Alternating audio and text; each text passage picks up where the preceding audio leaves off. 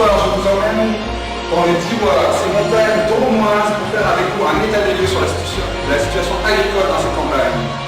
Sans plus attendre, je vous propose d'aller à la rencontre de Pâquerette, une écologiste convaincue.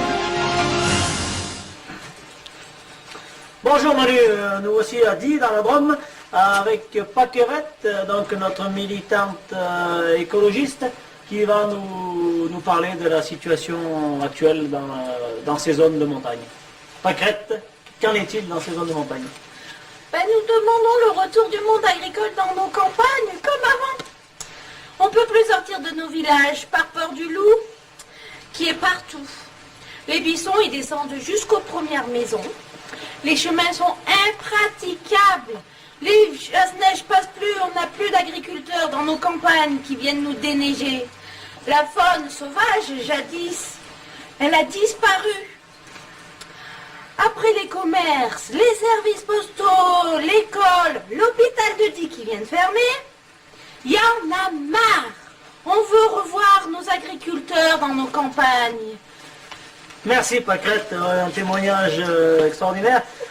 Donc voici la situation à l'heure actuelle où je vous parle dans ces zones de montagne. Celle-ci semble découler de la disparition du tissu agricole début des années 2000. Ce n'est pourtant pas faute d'avoir proposé, manifesté, revendiqué. Voilà, à vous Manu en studio. Merci Michel Hulot. Avec nous pour analyser les causes de cette situation, j'ai la chance d'avoir comme invité très spécial Henri Santerre. Donc Henri Santerre, vous êtes le dernier président des jeunes agriculteurs du canton du Diois. Donc comment en est-on arrivé à cette situation? Bonsoir Manu Vignolas. Je m'appelle Henri Santerre, j'étais agriculteur jusqu'en 2010. Aujourd'hui je suis guide au musée d'agriculture de la Val-d'Aix. La situation est catastrophique, mais elle était prévisible.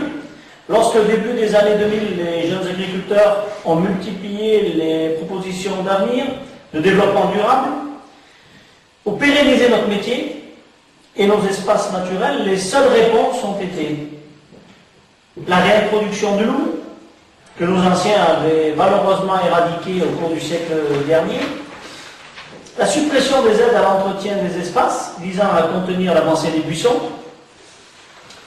les contractualisations, dérégulation et mondialisation des marchés, l'industrialisation de l'agriculture française sur un modèle américain, tout ceci a entraîné la mort de notre passionnant métier d'agriculteur.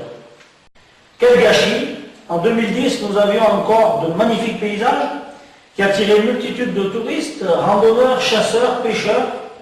Aujourd'hui, tout ceci n'existe plus.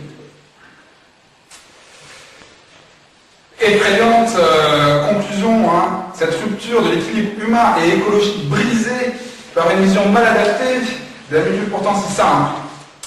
Mais cette situation est-elle irréversible à votre avis? Je souhaite que non. J'en rappelle aux politiques actuelles pour engager un vaste programme pour l'agriculture, contrairement à leurs prédécesseurs qui, dans les années 2000, par des actions trop timides, n'ont pas pu préserver notre modèle agricole et par ceci notre tissu.